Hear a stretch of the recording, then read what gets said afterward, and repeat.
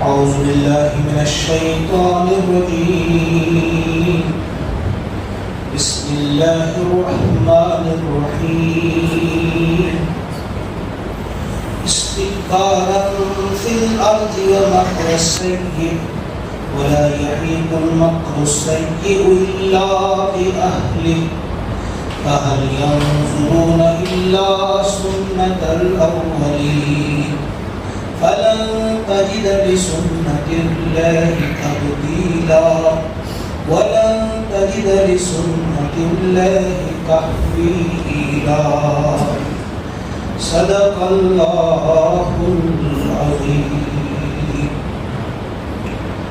سورہ فاطر آیت نمبر 45 سامنے پڑھی گئی.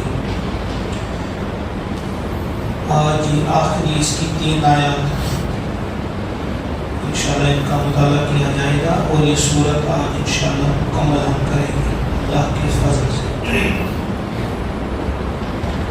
پچھلی آیت میں ہم نے پڑھا تھا قریش کے بارے میں، مشرکین مکہ جو کہا کرتے تھے اللہ تعالیٰ کی بڑی سخت قسمیں کھا کھا کر کہتے تھے کہ ان لوگوں میں یعنی بنی اسرائیل میں تو بڑے نبی آئے، بڑے پیغمبر آئے 4000 کے قریب.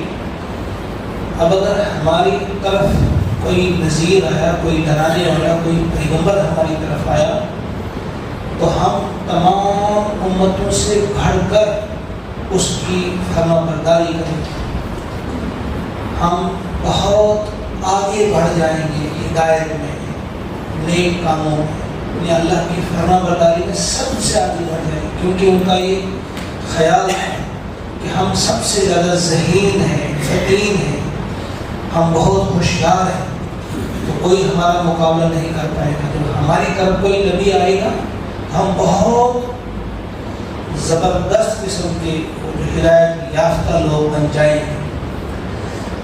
لیکن جب وہ آ گیا فلما جاءہم نذیر، وہ ڈرانے والا جب آ گیا یعنی محمد عربی صلی اللہ علیہ وسلم جب ان کے پاس آ گیا ما زادہم الا نفورا، تو ان کی کسی چیز میں اضافہ نہیں ہوا نفرت کی سبب، یعنی حق سے اور زیادہ ان کی نفرت ہو گئی. جس حق کے انتظار میں وہ کہہ رہے تھے کہ ہم حق کے زبردست حامی بنیں گے، جب کوئی پیغمبر ہماری طرف آئے گا، ہماری قوم میں وہ اٹھے گا تو ہم اتنا یہ اور یہ کریں گے، لیکن وہ حق سے اور زیادہ دور ہو گئے یا اور زیادہ ان کی نفرت میں اضافہ بڑھ گئے. اب آج والی آیت میں فرماتے ہیں اللہ تعالیٰ اس کی وجہ کیا تھی؟ استکبارا فی الارض، اس کی وجہ تھی کہ وہ استکبار کرتے تھے، وہ بڑے ان کے اندر اکڑ تھی، وہ بڑے متکبر تھے، غرور تھا ان کے اندر. یہ غرور، یہ تکبر جو ہے یہ انتہائی بدترین چیز ہے. یہ غرور بہت ہی بری چیز ہے. کوئی شخص کبھی بھی نہیں مانے گا کہ میں مغرور ہوں، لیکن جب بھی کوئی شخص اپنی ہی رائے پر اڑے گا، وہ کہے گا میری ہی رائے سب سے بہتر ہے، اس سے بہتر کسی کے لیے، تو سمجھ جانا چاہیے کہ اس کے اندر غرور ہے. تو یہ غرور جو تھا انہیں حق کی طرف راغب کرنے کے بجائے حق کے مخالفین میں ان کا شمار کرنے، وہ خود حق کے مخالف بن گئی اور بڑھ چڑھ کر مخالف بن گئی. تو وجہ کیا بتائی یہاں پہ؟ استکبار فی الارض، یعنی زمین میں وہ اپنے آپ کو بڑا سمجھتے تھے، وہ مکر السیء اور ان کی بری چال کی سبب، بری جو ان کی سازشیں تھیں اس سازشوں کے سبب. مکر جو کہ اچھی چال کے لیے بھی آتا ہے، اس لیے سیء لگایا ساتھ، بری چال. وہ جو سازشیں کرتے تھے، آپ سب جانتے ہیں کسی قسم کی سازشیں ہونے کی، چلو جی اب ہم یہ کریں گے، یہ بڑی زبردست چال چلی کہ ہم بدر میں جائیں گے تو سب کو ہم ماریں گے، کچھ کو باندھ کر کے لائیں گے. مگر اللہ تعالیٰ فرماتے ہیں وَلَا يَحِيقُ الْمَكْرُ السَّيِّئُ إِلَّا بِأَهْلِهِ، مگر کیا ہوتا ہے؟ بری چال کا وبال کس پر آتا ہے؟ اس کے کرنے والے پر ہی پڑتا ہے. جو کسی اور کے لیے چاہ ہوتا ہے اس میں خود وہ گر پڑتا ہے. بری چال چلنے والا بری چال یا بری سازشیں کرنے والا اس سازش کی جال میں خود ہی پھنستا ہے، اور وہ جب گئے اور وہ جہل جا رہا کہ ہم ان کو باندھ کر لائیں گے، ان کو یہ کریں گے، تو پھر اس کو موت کے گھاٹ میں ہی اتار دیا گیا۔ 70 لوگ وہاں ان کو مار دیا گیا اور 70 لوگوں کو وہاں گرفتار کر لیا گیا۔ تو اس قسم کی جب بھی کوئی چالیں چلی تو اس چال کے چکر میں وہ خود پھنس گئے اور اس کا وبال انہی پر پڑا۔ فَهَلْ يَنظُرُونَ، تو کیا اب وہ انتظار کرتے ہیں؟ کیا وہ اب انتظار نہیں کرتے کسی اور چیز کا؟ اِلَّا، مگر سنت الاولین، پہلے دستور کی، پہلی سنت کی۔ یعنی اب تو ایک ہی چیز ہو سکتی ہے، جو مان نہیں دے رہے ہیں، جو ماننے کے لیے تیار نہیں ہو رہے ہیں مشرکین کا، تو شاید اس کی ایک ہی وجہ ہے کہ یہ اس پچھلی سنت کا انتظار کر رہے ہیں۔ کس سنت کا؟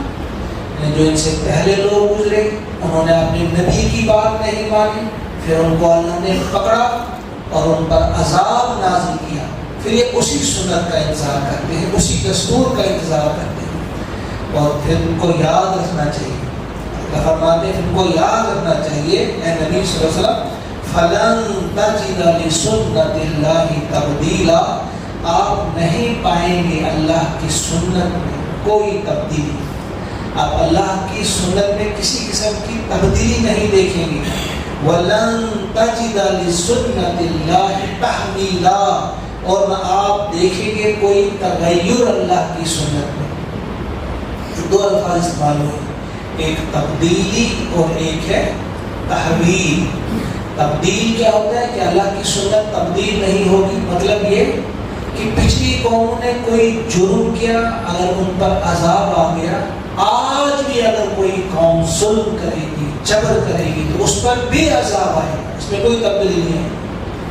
یہ انسان ہوتا ہے کہ اس کے طریقوں میں تبدیلی آتی ہے، اس کے دستور میں تبدیلی آتی ہے، کیونکہ آہستہ آہستہ اسے تجربہ ہوتا ہے۔ پہلے وہ کسی چیز کے بارے میں ایک فیصلہ کرتا ہے، سال 2 سال یا 50 سال یا 100 سال کے بعد اس کا کچھ اور فیصلہ ہوتا ہے، جبکہ اس کے علم میں اضافہ ہوتا ہے، اس کے تجربات میں اضافہ ہوتا ہے۔ ایسا اللہ کے لیے نہیں، اللہ تعالیٰ کا جو علم ہے وہ پرفیکٹ تھا، ہے اور رہے گا، اس میں کوئی کمی یا زیادتی ہوتی ہی نہیں۔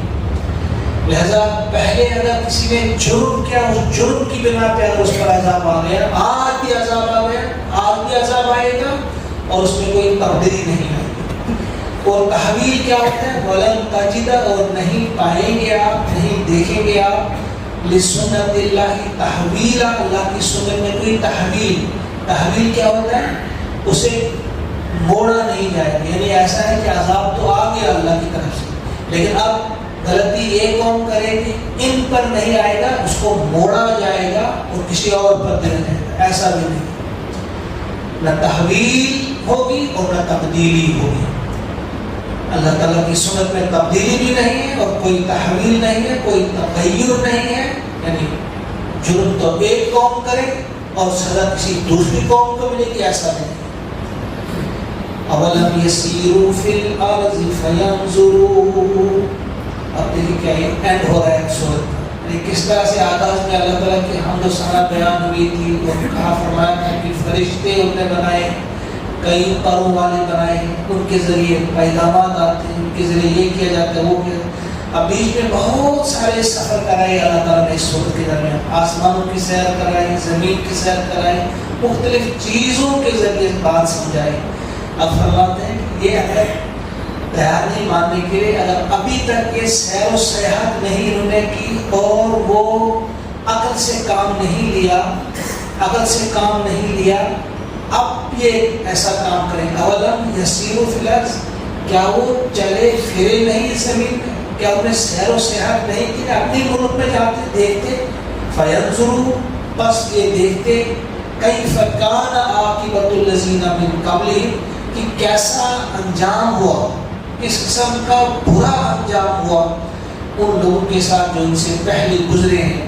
وَكَانُوا، اور وہ تھے، اشد منہم قوۃ، ان سے بہت بڑھ کر قوت، ان کو معلوم ہے کہ ان کے قریب میں وہ قومیں بستی تھی، ان کے مقابلے میں کچھ بھی نہیں ہے، زیرو ہے، صفر ہے. ان کے پاس طاقتیں تھیں، ان کے پاس کیا کچھ نہیں تھا، ہر قسم کی شان و شوکت.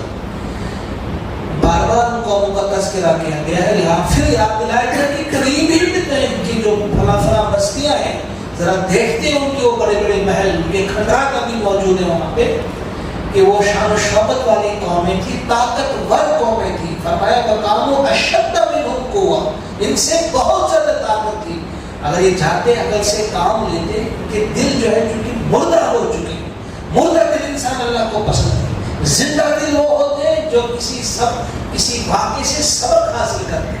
ان کے دل زندہ ہو جاتے کسی چیز کو دیکھ کر کہ بھائی اگر ان پر عذاب آ گیا تو ہمارے ساتھ نعوذ باللہ کوئی رشتہ داری نہیں ہے اللہ کو کہ ہم جو چاہے کریں اور ہم پر عذاب نہ آئے، اللہ بچائے. تو کہا یہ سیر و سیر ابھی تک نہیں کی، اب بھی جائیں گے. دیکھیں ذرا اپنے قریب میں کہ جو بڑی بڑی قومیں گزری ہیں ان کے ساتھ اللہ تعالیٰ نے کیا کیا ہے. وَكَانُوا أَشَدَّ مِنْهُمْ قُوَّةً، بڑی شدید قوت تھی ان کی. وَمَا كَانَ اللَّهُ لِيُعْجِزَهُ، اور یہ یاد رکھنا چاہیے، وَمَا كَانَ، وَمَا اور نہیں، کان ہے اللہ تعالیٰ، اللہ تعالیٰ ایسی چیز نہیں، ایسی ذات نہیں، لِيُعْجِزَهُ، کوئی اسے ہرا دے، کوئی اسے عاجز کر دے، کوئی اسے نیچا دکھا دے. لِيُعْجِزَهُ مِنْ شَيْءٍ، کوئی شے، کوئی بھی شے، فِي السَّمَاوَاتِ وَلَا فِي الْأَرْضِ، آسمانوں میں ہو، آسمانوں کی ہو، زمین کی ہو، کوئی بھی چیز جو اللہ کو ہرا نہیں سکتی. کہ ان کا یہ خیال ہے کہ اس وقت طاقت تھی اللہ کو تو ان قوموں کو سزا دی، آج نہیں ہے. آج کوئی چیز کو ہرا سکتی ہے، کوئی چیز اللہ کو عاجز کر سکتی ہے. آسمانوں کی کوئی چیز، آسمانوں کی کوئی طاقت یا زمین کی کوئی طاقت اللہ تعالیٰ کو اپنا فیصلہ نافذ کرنے سے روک سکتی ہے؟ ایسا نہیں ہے. اِنَّهُ كَانَ عَلِيمًا قَدِيرًا، بے شک وہ ہے علیم اور قدیر. کسی پر عذاب نازل کرنے کے لیے، کسی کو سزا دینے کے لیے دو چیزیں لازمی ہوتی ہیں. آپ دیکھیں گے اکثر قرآن پاک میں علیم اور قدیر ساتھ ساتھ آیا ہے. علیم اور قدیر، یعنی وہ علیم بھی ہے، قدیر بھی. اگر کسی کو سزا دینی ہو اس کے لیے دونوں چیزیں لازمی ہیں، علیم ہونا بھی اور قدیر ہونا بھی. اسے علم بھی ہونا چاہیے، اسے علم ہے کہ کون اس کی نافرمانی کرتا ہے، لیکن اگر قدیر نہیں، طاقت نہیں، تو کیسے سزا دے گا؟ اور اگر قدیر ہے، طاقت اسے ہے لیکن علم ہی نہیں ہے، تو وہ کیسے سزا دے گا کسی کو؟ یہ دونوں چیزیں ضروری ہیں، علم ہونا بھی ضروری ہے اور طاقت ہونا بھی، قدرت ہونا بھی ضروری ہے، پھر کسی کو سزا دی جا سکتی ہے. تو فرمایا اللہ تعالیٰ علیم بھی ہے، علم والا بھی ہے، اور قدیر بھی ہے، قدرت والا بھی ہے. اگر وہ سزا نہیں دے رہا ہے تو یہ وجہ نہیں کہ وہ علیم، اسے خبر نہیں کون کیا کر رہا ہے یا اس کے پاس طاقت نہیں، ایسا نہیں ہے. بلکہ حقیقت کیا ہے؟ ابھی آخری آیت کی صورت کی وہی اللہ تعالیٰ نے اپنی اس حلیمی کو دہرایا ہے کہ وہ غفور رحیم، وہ بہت زیادہ محبت کرنے والا، وہ بردبار ہے. اگر وہ جلد بازی سے کام لیتا پھر کیا ہوتا؟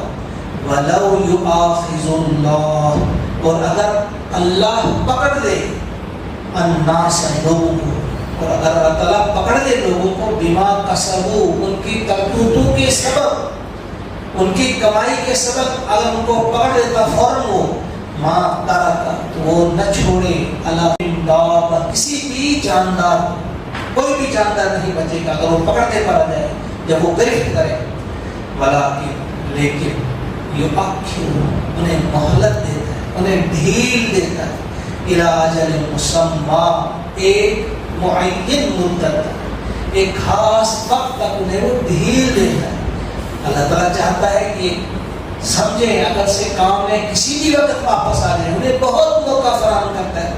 وَلَكِنْ يُؤَخِّرُهُمْ إِلَىٰ أَجَلٍ مُّسَمًّى فَإِذَا جَاءَ أَجَلُهُمْ، پھر جب آ جائے ان کی وہ، جب ان کی وہ مدت مکمل ہو جائے، وہ وقت آ جائے، پھر کیا ہوتا ہے؟